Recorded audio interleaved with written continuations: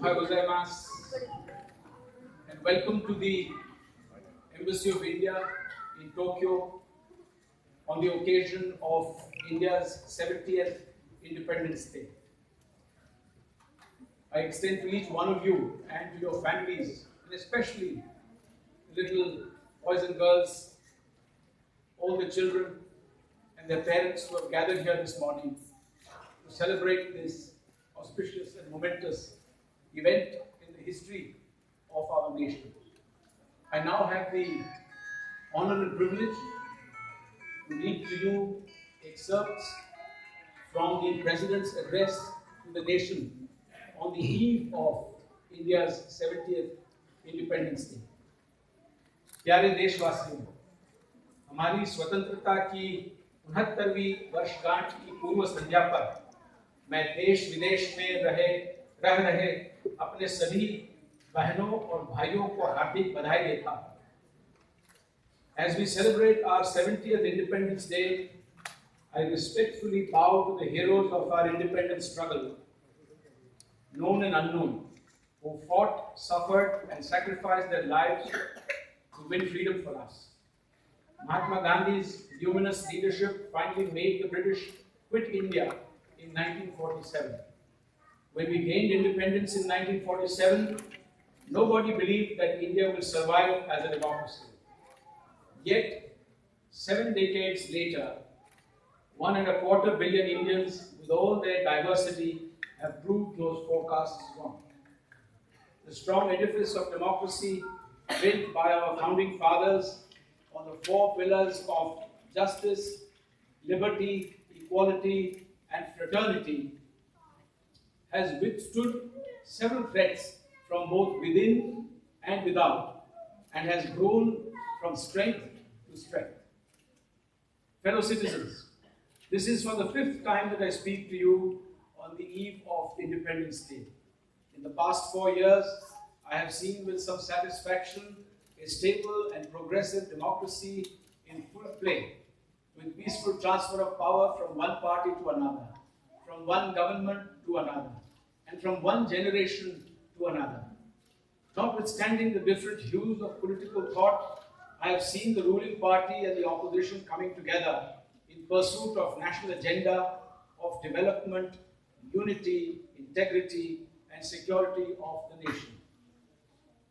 In the just concluded session of Parliament, the passage of the Constitutional Amendment Bill for the introduction of GST amid non-partisan and quality parliamentary deliberations is reason enough to celebrate our democratic maturity. In these 4 years, I also saw with some disquiet forces of divisiveness and intolerance trying to raise their ugly head. Attacks on weaker sections that militate against our national ethos are aberrations that need to be dealt with firmly. The collective wisdom of our society and of our polity gives me the confidence that such forces will remain marginalized and India's remarkable growth story will continue uninterrupted. The safety and security that we provide to our women and children determines the well-being of the state and society. Every incident of violence against a woman or a child inflicts a wound on the soul of the civilization. We cannot call ourselves a civilized society if we fail in this duty. Fellow citizens, democracy is more than a periodic exercise of choices to elect the government. The great tree of liberty requires constant nourishment through the institutions of democracy. Disruptions, obstructionism, and unmindful pursuit of a divisive political agenda by groups and individuals lead to nothing but institutional travesty and constitutional subversion. Polarizing debates only deepen the fault lines in the public discourse. Our Constitution is not only a political or legal document, but also an emotional, cultural, and social contract. My distinguished predecessor, Dr. Sarvepalli Radhakrishnan, had said on the eve of Independence Day 50 years ago, and I quote, "We have adopted a democratic constitution. It helps us to maintain our individuality in the face of mounting pressures for standardized thinking and acting. Democratic assemblies serve as safety valves for social tensions and prevent dangerous explosions. In an effective democracy, its members should be willing to accept law and lawful authority. No man, no group can be his or its own lawgiver. Unquote.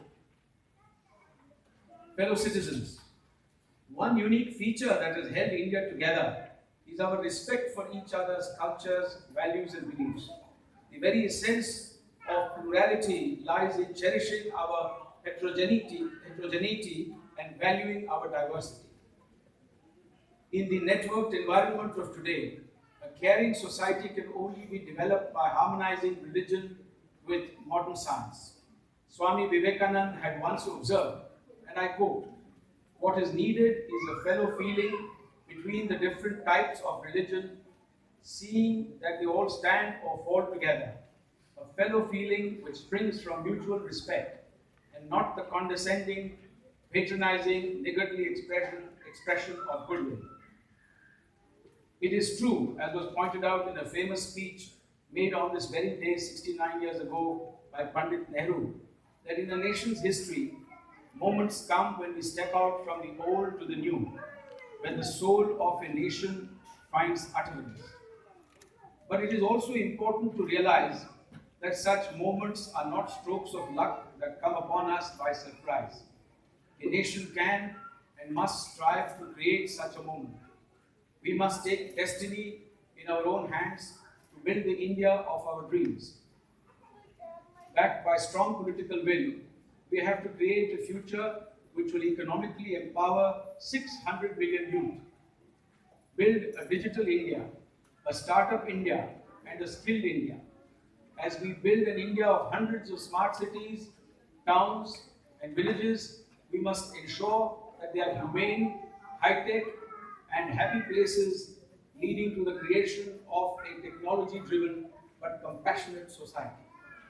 We should promote and reinforce a scientific temper by questioning our beliefs which are not compatible with scientific way of thinking.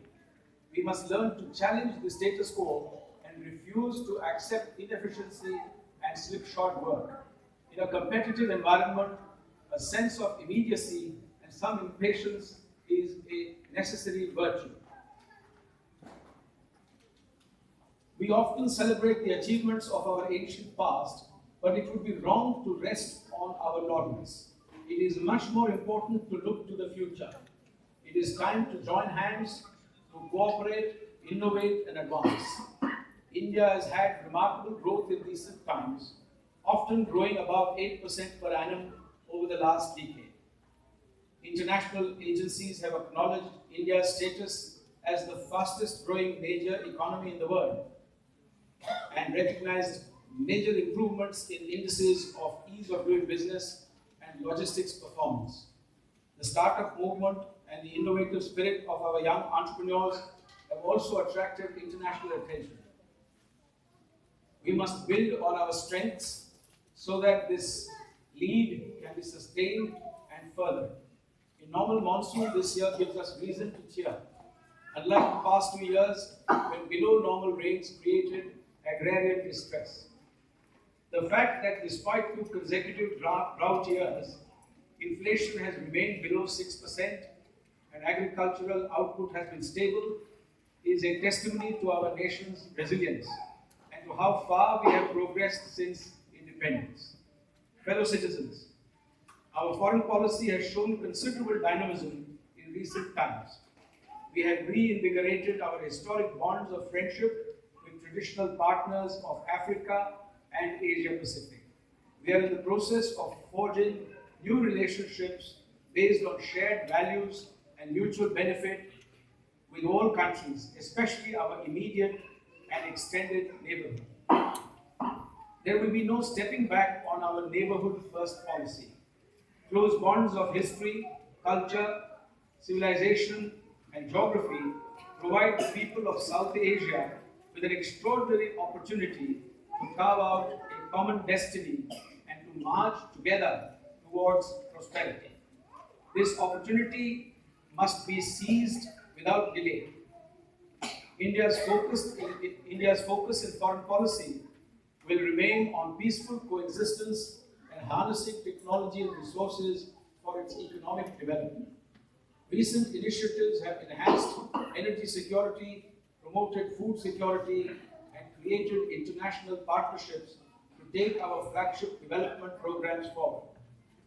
The world has witnessed a spate of terror activities having their roots in radicalization of people on the basis of religion. These forces, apart from killing innocent people in the name of religion, also threaten to disturb geopolitical divides, which could prove disastrous for world peace. The inhuman, mindless, and barbaric modus operandi of such groups have been visible in France, Belgium, United States, Nigeria, Kenya, and closer home in Afghanistan and in Bangladesh recently. These forces now pose a danger to the entire comity of nations. The world will have to fight them unconditionally and in one voice. Fellow citizens,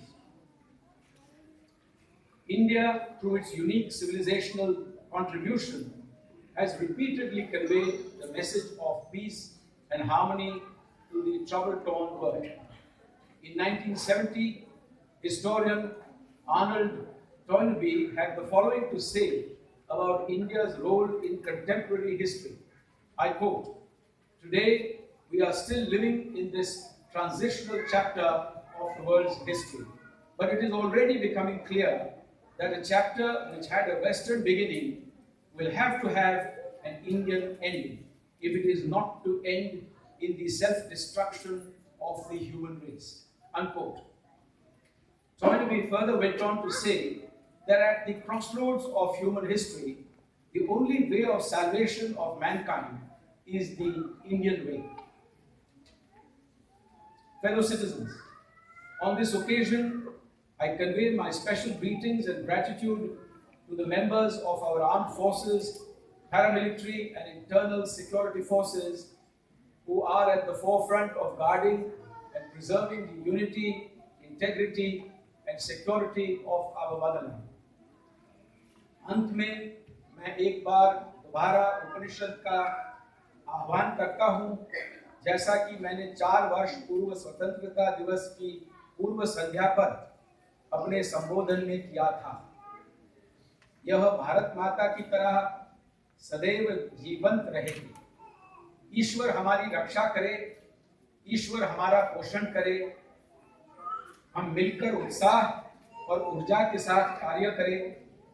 हमारा अध्ययन श्रेष्ठ हो, हमारे बीच कोई वैमनस्य ना हो, चारों ओर शांति ही शांति हो। जय हिंद।